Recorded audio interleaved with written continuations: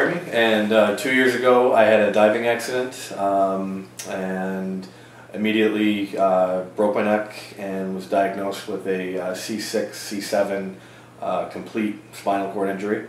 And within 2 days I had an operation to have some hardware put into my neck to stabilize things, and within a week was on a acute rehab floor in the hospital.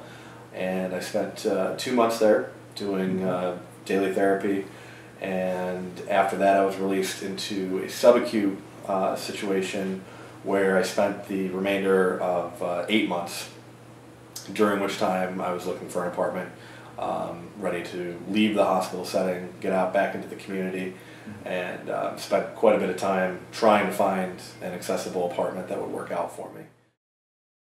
Hi, I'm Matt. I have a spinal cord injury from an automobile accident. My injury is a C2 to T5 injury. In September 10th of 2004. So it's coming up just on 7 years now.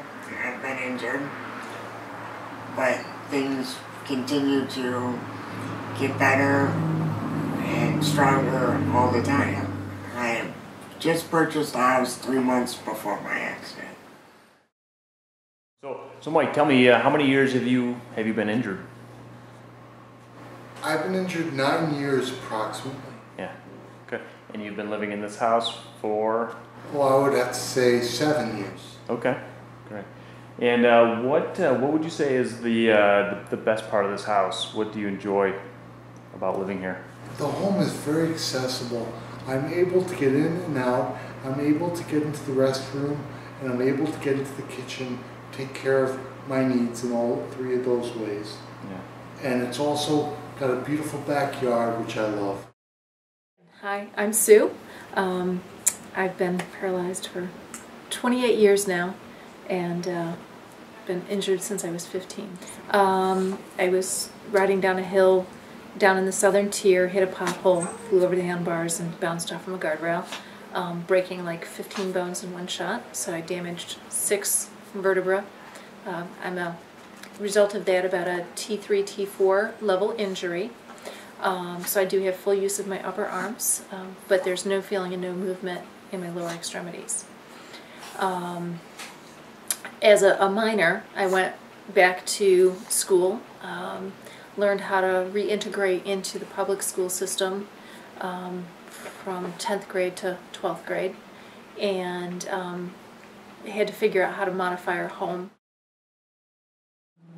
How you doing? I'm Vaughn. Welcome to my home.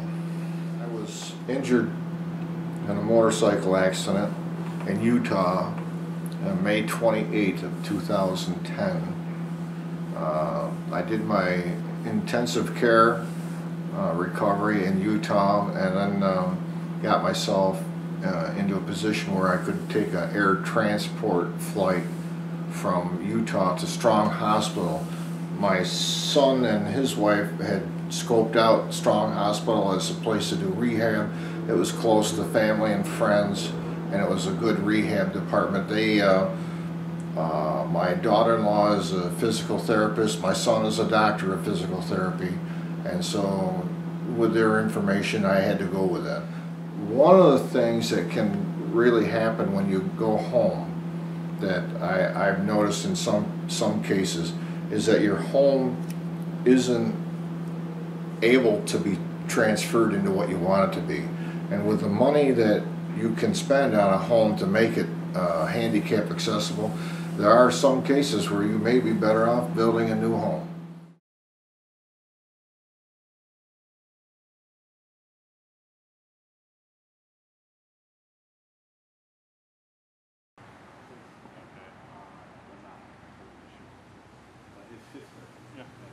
Well, this is the main entrance. Main entrance here. There's a very small bump between the driveway and the concrete step there. Doesn't cause too much of an issue. The only time it does cause a little bit of an issue is if I'm carrying something heavy in. and I've got it on my lap and just having to be careful and bump up it slowly rather than going at it full speed and knocking something off my lap. But otherwise it's only maybe an inch and a half, so it doesn't cause a problem.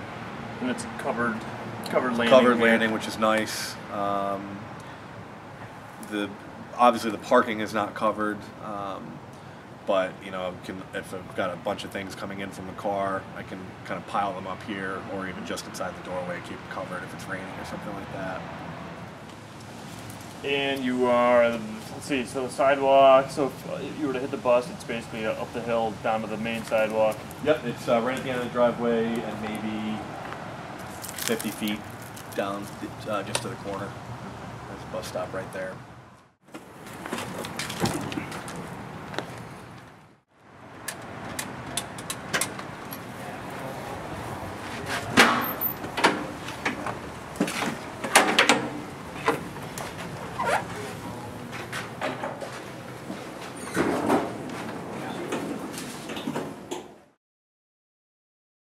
Then once I had my accident, we had to make some changes to the house, like opening doorways because they weren't wide enough. And we went and put my handicap ramp in the garage, which worked out great because of the weather that we have around here. In the winter, we don't have to get out and shovel it off. I'm not trying to go out in the rain, up and down a ramp that can get very slippery. Now that was an existing garage, that was a 2-car garage? It's actually almost a 4-car garage. So it gave me lots of room to be able to put the ramp in there. And also my vehicle, which I can get in and out of the weather and not have to deal with the slipperiness in the winter. Yeah. Or different rain, storms or things. Yeah. Because it takes probably about 5 minutes for me to get in or out of the vehicle. When it came to prioritizing adaptations for the house, was the first thing you thought and talked about was the ramp? Yeah, the first thing was the ramp and opening the doorways. Okay. So that I could at least get in the house. Talking about your entranceways, how many do you have? I have three Three. entranceways to the home. Yes, 2 of which I use, 1 of which I really don't. Okay. I have one in my bedroom, which I really don't use, but it's there and it's important to be there. It's good to have an escape valve in case I need it. My front door is smooth, so it's easy to get through, and it's accessible. There isn't a step up to it, or the latches on the door are easy to manipulate and easy to open. Now your garage, can you tell us anything special about the way your garage is set up? Well, it fits my van in it. It's a large garage. I'm not sure if it's, X number of feet squared or whatnot. Sure. But it is a garage which will fit my van and is accessible where I can get into my van in the garage.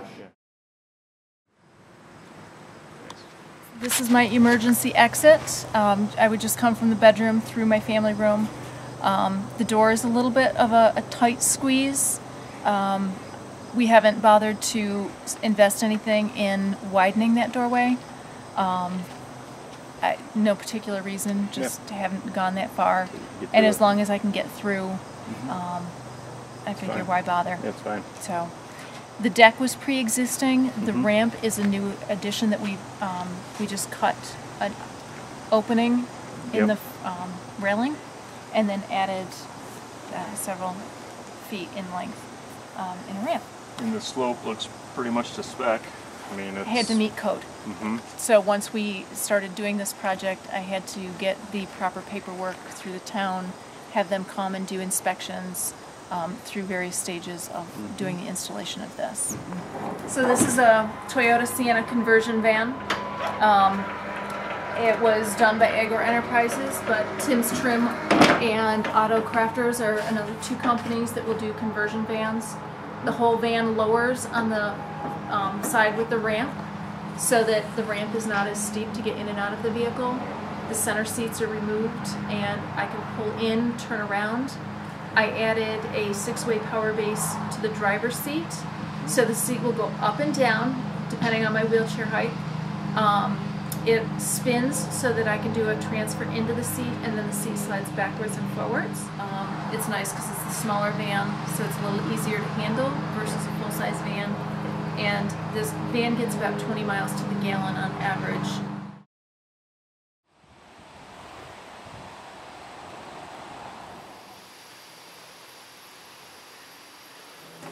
So we put in a sidewalk and made that sidewalk the ramp, instead of having a ramp structure all the way from the driveway to the house, a wooden railing that you usually see. We went with a sidewalk that's built in, and you cannot tell from the highway that there's a handicapped person that lives here. This was added on for me. It's an enclosed ramp that goes up to the garage, all concrete. The van that we decided to purchase, because I had we got figuring on 10 years use out of the van, so we went ahead and got the van that with a ramp in it that you can go up into. I can operate the doors all the way around the van with the single key fob, and this works very, very well for me. It gives me complete independence to leave when I wish to.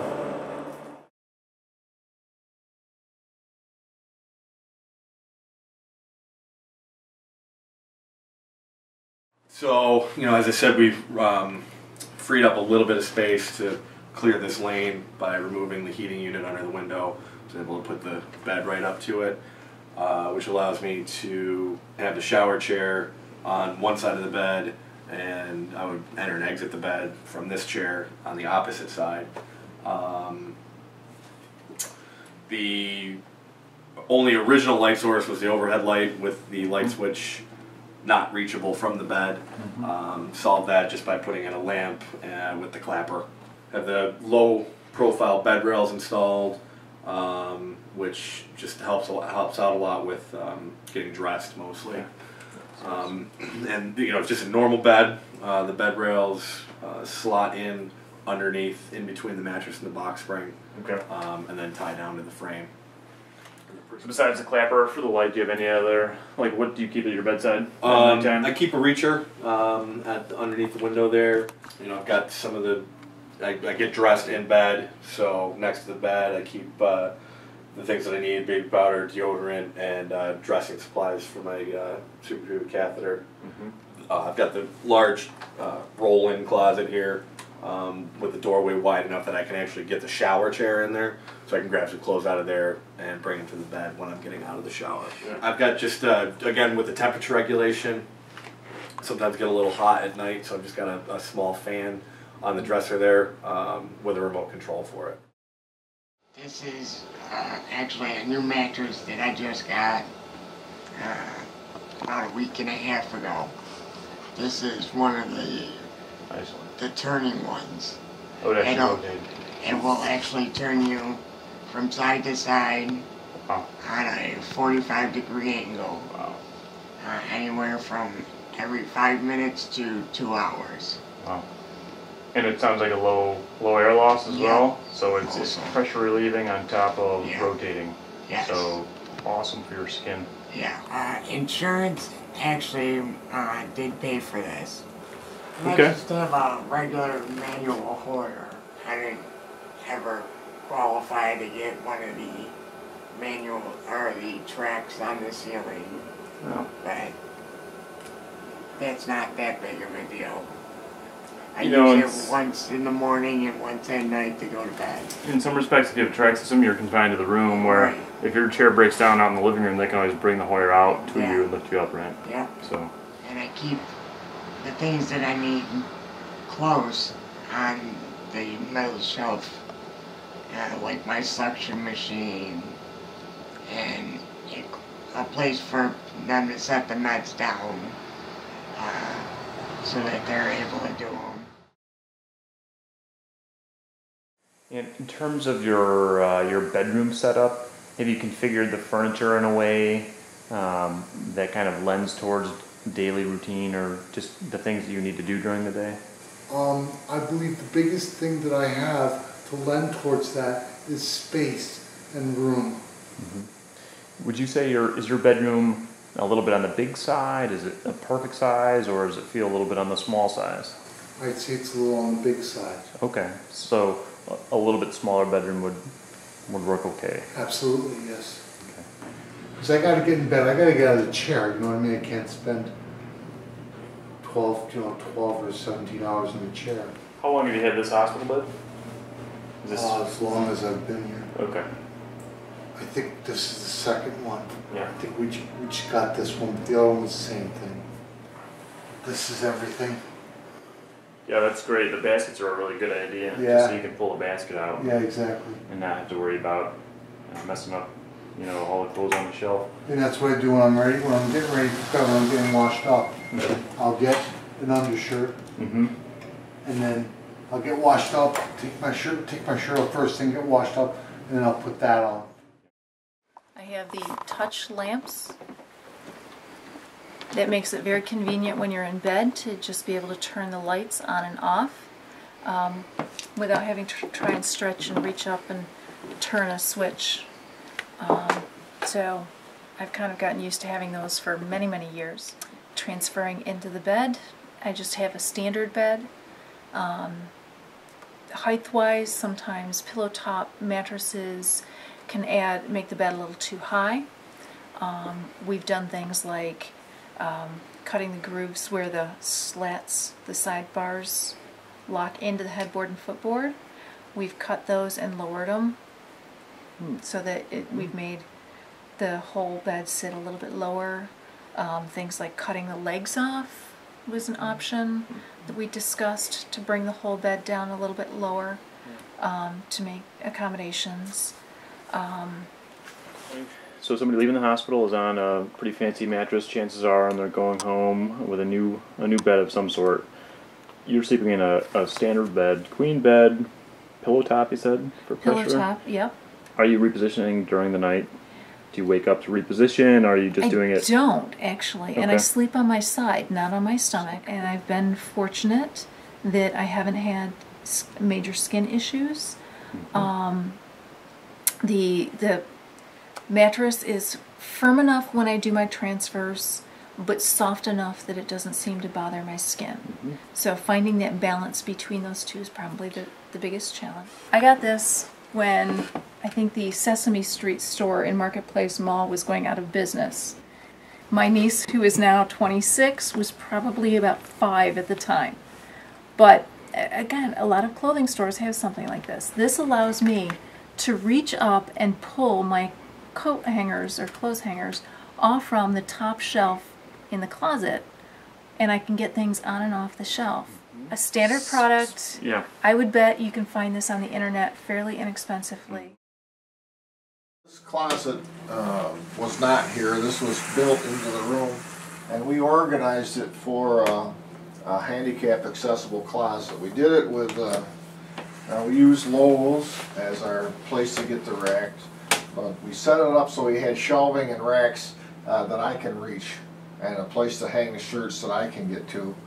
And then the other things I can get down with a stick if I have to. It's important when you're putting together a closet, if you're going to use doors, you want to have the doors slide, because if they were full doors that come at you, they're very difficult to open for handicapped. But these doors are very easy to open. light switches that we chose to use were all easy tap lights. I don't have to worry about trying to find a toggle or anything, and you can hit them. They're at the right height for what light switches are. The thermostat should be at a lower height in your house for handicapped people, not only just to reach, but because that's where you want to operate your heat level closer to where we are sitting. If the thermostat's too high, that's where your heat level will be. Come down, heat rises in the rooms, and it'll come down until it triggers the thermostat, and we're still sitting in a cooler pocket of air underneath of that. So the bed that we use, it's a Select Comfort bed. It's an air bed, and it keeps me from having to roll over at night. I can just lay down in this bed and stay sleeping, and when I get up out of bed, the bed actually picks up to help me sit up, to assist me on getting out of the bed, so I can be left alone, and with my wheelchair here, and I can get up and get my feet out of the bed and get into this wheelchair. They sell switches for normal table lamps. The switch goes for $6, and I was having trouble finding the switch on the light. So that switch I put on there, all you gotta do is touch the light and it turns on. And like I said, you can take any light that's a switchable light, leave it on, and you put that other switch, it goes on the plug-in, and it senses your hand on the metal, and it turns it into a touch lamp. And I highly suggest touch lamps because you're fumbling at night, you can't find it. It's just maddening because you got to be in the exact position to find it.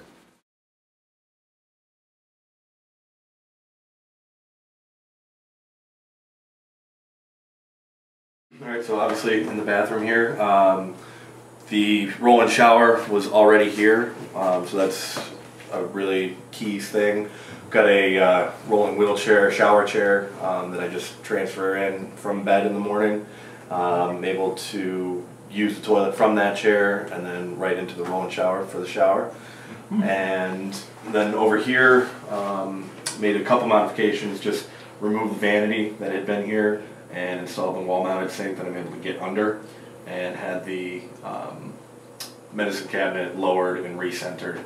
And essentially those were the only modifications that we had to do in here. So one drain in the shower, no drain out here. Problem with water coming out? It is a little bit of an issue, only because my feet stick out further than the threshold of the shower. Okay. So having a curtain on it doesn't really make any sense. Yeah. So water does splash down on the floor, so it's a quick mop up afterwards. Okay. And no grab bar in there? Would you, if you had the option, would you put a grab bar in, or are you okay without it? I don't think I would.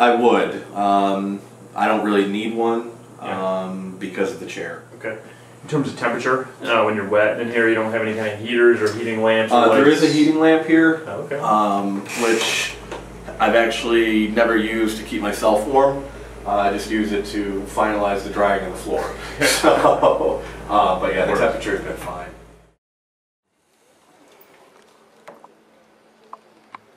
We extended on a 10 by 10 addition here to put in the 5-foot roll-in shower, have totally accessible toilet with the grab bars, and the sink. Everything right to code. Right. That's what we do for a living. Right to code. Might as well do it right. Yes, I mean, you really can. Yeah, so when you own your own home, you don't necessarily need to stick to code, to ADA, because you own it, but when you come to resell it, right, that's when they'll get you, and you want to be able to advertise it and sell it as ADA. And this is a tilting shower chair? Yes, it is. Yeah. Which is great for being able to get to my hair or different things. I also have the blow-up little head bath. Oh yeah, that's this right here. Yeah, lay your head right through there, and the hose drains into a bucket, and you just have a bucket of water for dumping a cup over and washing. That makes good sense. And it's a great thing for being able to do it right in bed. What are some of the parts of your home that you would say are particularly important for daily living? Okay, I believe looking at specifics, Number one would be the shower, which I have. I'm able to wheel into the shower and take a shower, you know, every other day or every couple of days, and that's very, very helpful to me. Yeah. I think that would be a big step. There's the what would you call it? Shower chair? Yeah. Yeah, we've got a couple just like that up on our unit. Yeah, but this is in. There's the handheld. So I just put it on my lap. They turn the water on. I do my hair. I do everything except in my back, my butt, and my feet. Yeah, that's really nice stuff. So that's a pre-made unit. It looks like we see a lot of people tiling up a shower, but it's nice to know that you could actually buy a one-piece unit just like this that you could roll right into. Yeah. That commode fits right over the toilet for you for your program every other day, you said? Yes. Mm-hmm. Yeah, it looks like your toilet's pretty much ADA. It's close to the wall, but far enough to get the chair Yeah. over. The lever here was broken, so again, another fairly cheap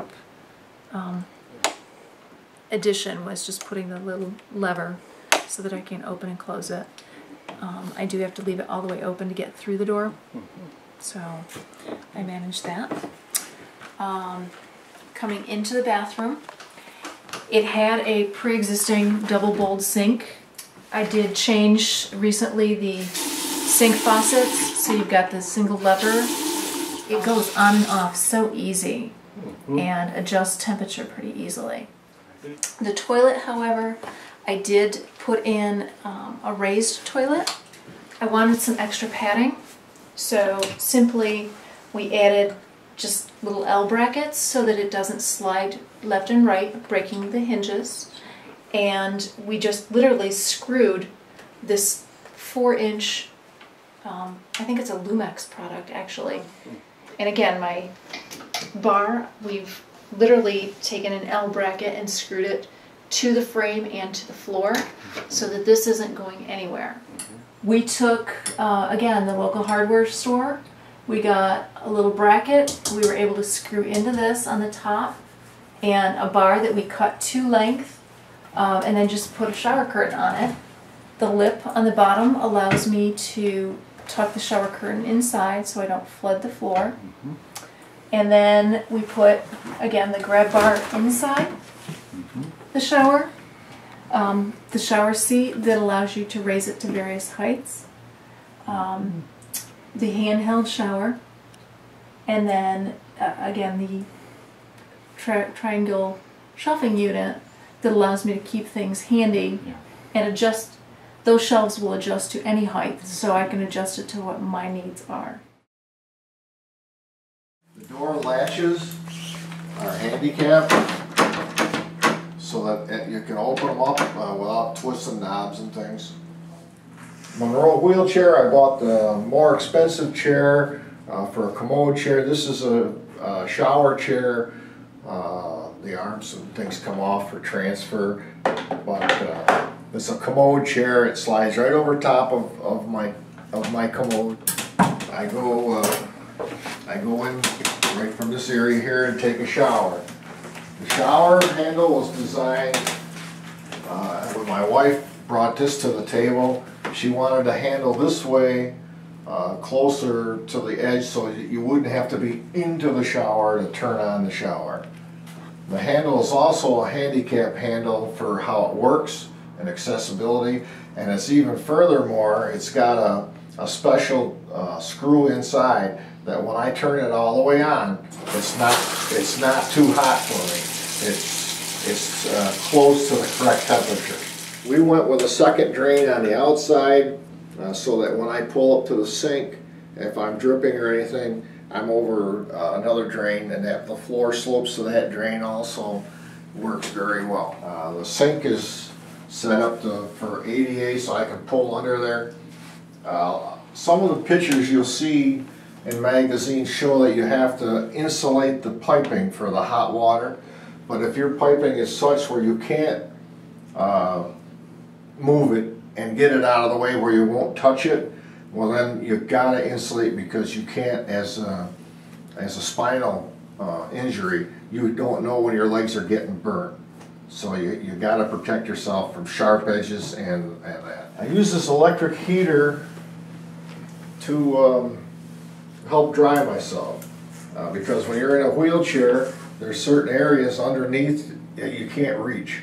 And so I use the electric heater and I rotate however I need to rotate in front of it to dry myself off, making sure I put my hand back there so I'm not burning myself and not knowing it.